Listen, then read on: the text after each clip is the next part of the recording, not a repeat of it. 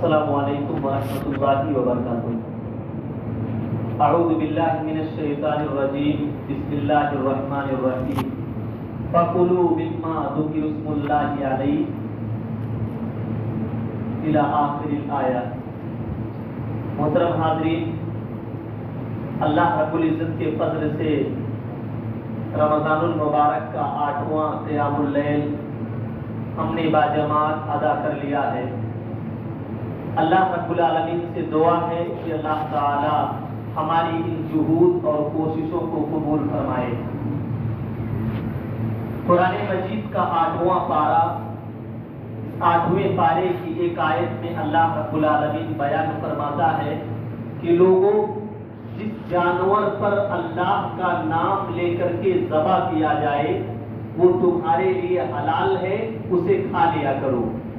حلال جانور ہو اور اس حلال جانور کو ذبح کرتے ہوئے اگر اللہ کا نام لیا جا رہا ہے تو وہ جانور حلال ہے۔ اس کا مطلب یہ ہے کہ اگر کسی حلال جانور کو ذبح کرتے ہوئے انسان اللہ کا نام نہیں لیتا، بسم اللہ اللہ اکبر نہیں پڑھتا، تو وہ جانور اس کے لیے حرام ہے، اس جانور کا کھانا جائز نہیں۔ جان بوجھ کر کے اگر کوئی مسلمان بسم اللہ نہیں پڑھتا، جانور کو ذبح کر دیتا ہے، ایسے جانور کا کھانا حرام کر دیا گیا۔ اسی لیے اگر کوئی مشرک اور کافر کسی جانور کو ذبح کرتا ہے، مسلمانوں کے لیے اس جانور کا گوشت کھانا حلال نہیں ہے، الا یہ کہ یہودی اور نصارہ ہو۔ تو بہرحال وہ جانور جس پر اللہ کا نام لے کر کے ذبح کیا جائے وہ حلال ہے۔ یہ ایک نقطہ اپنے ذہن میں رکھیں کہ اگر کوئی جانور ذبح کرتے ہوئے بسم اللہ پڑھ رہا ہے لیکن جانور کو غیر اللہ کے نام پر ذبح کر رہا ہے، پیر کے نام پر، ایسے ہی فقیر کے نام پر، کسی مزار کے قبر پر جا کر بتوں کے سامنے، پتھروں کے سامنے، مزاروں اور قبروں کے سامنے اگر کوئی بسم اللہ پڑھ کر کے بھی ذبح کر رہا ہے تو اس جانور کا کھانا ایک مسلمان کے لیے جائز نہیں ہے، حرام ہے۔ اس لیے کہ نام تو اللہ کا لے رہا ہے لیکن اس کے دل میں نیت غیر اللہ کی ہے۔ نیت صحیح ہو اور اللہ کا نام لے کر کے جانور ذبح کرے تب وہ جانور اس مسلمان کے لیے حلال ہوگا۔ دوسری آیت کے اندر اللہ رب العالمین نے بڑی اہم بات فرمائی، کا قل ان صلاتی و نسکی و محیایا و مماتی للہ رب العالمین۔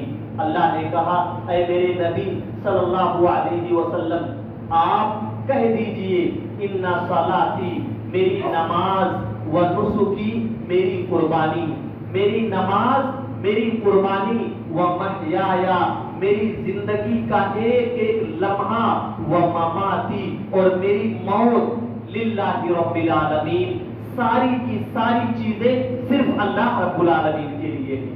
اس آیت کے اندر اگر آپ غور کریں تو سب سے پہلے جس عبادت کا ذکر اللہ نے کیا وہ نماز ہے۔ نماز کا ذکر کرنے کے بعد زندگی اور موت کا ذکر فرمایا، یعنی ایک مسلمان جب تک دنیا میں زندہ ہے تب تک اس پر اللہ کی عبادت فرض ہے، موت جب تک نہیں آتی تب تک اللہ کی عبادت اس کے لیے معاف نہیں ہے۔ اور نماز کو لے کر تو جناب محمد الرسول اللہ صلی اللہ علیہ وسلم بیان فرماتے ہیں کہ صلی قائما، اے میرے صحابہ کھڑے ہو کر نماز ادا کیا کرو۔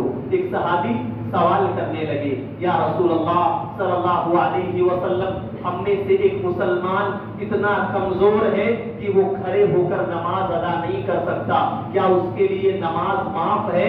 اللہ کے نبی نے کہا فَإِن لَّمْ تَسْتَطِعْ فَقَاعِدًا، اگر کھڑے ہو کر نماز نہیں پڑھ سکتے تو بیٹھ کر نماز پڑھو۔ پھر صحابی کھڑے ہوئے، یا رسول اللہ صلی اللہ علیہ وسلم ہم میں سے ایک آدمی اتنا کمزور ہے وہ بیٹھ کر بھی نماز ادا نہیں کر سکتا۔ اللہ کے نبی نے کہا تب وہ لیٹ کر نماز ادا کر لے۔ صحابی نے کہا یا رسول اللہ اگر کوئی بیمار ہے، کمزور ہے، لیٹے لیٹے بھی نماز کو نہیں پڑھ سکتا، نیت باندھنے کی بھی طاقت نہیں ہے، تو اللہ کے رسول نے کہا اپنے آنکھوں کے پتلیوں کے اشارے سے نماز پڑھ لے، لیکن نماز کسی حالت میں معاف نہیں ہے۔ عام حالات تو دور کی بات، بیماری اور سفر تو دور کی بات، نبی کریم جناب محمد الرسول اللہ صلی اللہ علیہ وسلم کافروں سے قتال کر رہے ہیں، جنگ کا موقع ہے، دشمن خون کا پیاسا ہے، اگر مسلمان اپنی پلکیں جھپکیں گے دشمن مسلمانوں کی گردن اڑا دے گا، جنگ کا موقع چل رہا ہے، اسی حالت جنگ میں نماز کا وقت آ گیا، اللہ کے رسول جناب محمد الرسول اللہ صلی اللہ علیہ وسلم جنگ کے عالم میں ہیں، صحابہ قتال کر رہے ہیں، جبریل وہی لے کر کے آتے ہیں، وَإِذَا كُنْتَ فِيهِ فَأَقَمْتُ لَهُمُ الصَّلَاةَ، اے میرے رسول اس جنگ کے نازک حالات میں نماز کا وقت ہو گیا ہے، نماز کو ادا کرنا پڑے گا۔ اللہ کے رسول نے کہا اللہ نماز کیسے ہوگی، دشمن تیروں کی بارش کر رہا ہے، ان کی تلواریں ہمارے خون کی پیاسی ہیں، نماز کیسے پڑھیں؟ اللہ کے رسول کو اللہ نے حکم دیا اے میرے نبی آدھی فوج دشمن کا مقابلہ کرے، آدھی فوج اللہ کی عبادت نماز کے لیے کھڑی ہو جائے۔ اس حالت جنگ میں اتنی پریشانی کے عالم میں بھی اللہ نے نماز کو معاف نہیں کیا، یہ نماز کی عبادت ہے۔ تو اللہ کے رسول نے کہا، اللہ نے کہا ان صلاتی، سب سے پہلے نماز، و نسکی، اس کے بعد میں قربانی۔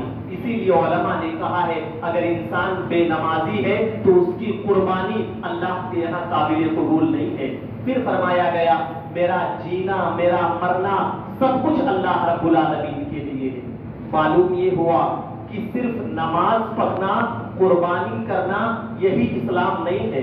ایک مسلمان نماز پڑھے، روزہ رکھے اور عام زندگی میں اس کے اخلاق اچھے نہیں ہیں، غیبت کرتا ہے، گالی دیتا ہے، چغلی کرتا ہے، مسلمان کو حقیر سمجھتا ہے، تکبر اور گھمنڈ کرتا ہے، ایسے ہی حسد کی برائی میں مبتلا ہے، اگر کاروبار کرتا ہے تو بے ایمانی کرتا ہے، جھوٹی قسمیں کھاتا ہے، ایسا اسلام اللہ کے یہاں قابل قبول نہیں ہے۔ اللہ نے کہا نبی کہو وَمَحْيَايَ وَمَمَاتِي، میری زندگی کا ایک ایک لمحہ، میری زندگی مسلمانوں کی طرح ہونی چاہیے، میں جب مروں تو مسلمان ہو کر کے مروں۔ اللہ اکبر۔ اسلام نام ہے پوری زندگی گزارنے کا۔ انسان جیسے نماز میں مسلمان ہے، جیسے روزے میں مسلمان ہے، ویسے اس کی زبان مسلمانوں کی طرح ہونی چاہیے، اس کی زبان سے فحش اور بے حیائی کی باتیں نہ نکلے، وہ گالی گلوچ سے اپنی زبان کو بچائے۔ ایسے ہی ایک مسلمان کا دل مسلمانوں کی طرح ہونا چاہیے، دلوں میں تکبر اور گھمنڈ نہ ہو، دلوں میں حسد نہ ہو، دلوں میں کسی مسلمان کو حقیر سمجھنے کا مادہ نہ ہو۔ یہ آیت اگر انسان سمجھ لے تو مفسرین نے لکھا ہے پورا اسلام اسی آیت کے اندر سمجھ جاتا ہے۔ اے میرے نبی کہو میری نماز، میری قربانی، میری زندگی کا ایک ایک لمحہ، میرا جینا میرا مرنا للہ رب العالمین، صرف اللہ رب العالمین کے لیے ہے۔ یہاں ایک نقطہ اور آپ ذہن میں رکھیں، اللہ نے کہا نماز اور قربانی اللہ کے لیے ہے، اس کا مطلب یہ ہے کہ ایک مسلمان جب کوئی عبادت کرے تو اس عبادت میں ریاکاری اور دکھلاوا نہ ہو۔ قربانی بڑے سے بڑا بکرا لے آئے، انسان کے دل میں اگر ریاکاری ہے اللہ اس کی قربانی اس کے چہرے پر مار دے۔ ہماری نمازیں بڑی لمبی ہو، ہم بڑے روئیں، لیکن اگر نماز ادا کرتے ہوئے دل میں یہ خیال آ گیا کہ ذرا رکوع لمبا کر لے، سجدہ لمبا کر لے، لوگ مسجد میں موجود ہیں، کوئی دیکھے گا تو کہے گا فلاں بڑی اچھی نمازیں پڑھتا ہے، ایسی نمازیں انسان کے چہرے پر مار دی جاتی ہیں۔ قرآن نے کہا عاملۃ ناصبہ تصلیٰ نارا حامیہ، قیامت کا دن ہوگا، کچھ لوگ ایسے آئیں گے جن کے پاس عملوں کا پہاڑ ہوگا، اتنے اعمال کر کے آئیں گے کہ ان کے چہروں سے لگے گا دنیا میں بڑے اعمال کر کے آئے ہیں۔ چہروں پر نماز کے نشانات ہوں گے، ہاتھوں پر وضو کے نشانات ہوں گے، لیکن تصلیٰ نارا حامیہ، اللہ انہیں جہنم کی آگ میں داخل کر دے گا۔ آپ اندازہ کیجئے کتنے بد نصیب ہیں، اعمال بہت سارے ہیں، نیکیاں تو ہیں لیکن جہنم کی سزا سنا دی گئی. کیوں؟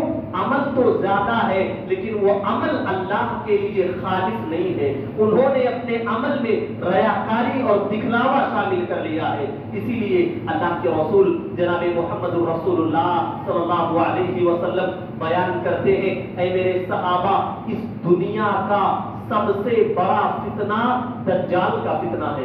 دجال جب آئے گا تو بہت سارے لوگ اس کو اللہ مان کر کے، خدا مان کر کے جہنم کی آگ میں داخل ہو جائیں گے.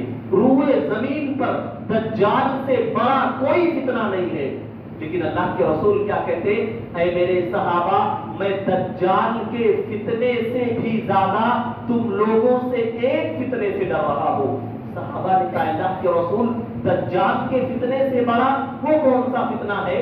اللہ کے نبی نے کہا، اے میرے صحابہ، دجال کے فتنے سے بڑا فتنہ یہ ہے کہ کوئی مسلمان اپنی عبادتوں میں ریاکاری شامل کر لے، کوئی مسلمان اپنی عبادتوں میں دکھاوا شامل کر لے، زندگی بھر نماز پڑھتے پڑھتے مر جائے، اگر عبادتوں میں ریاکاری ہے تو اللہ اس کی عبادتیں اس کے چہرے پر مار دے گا.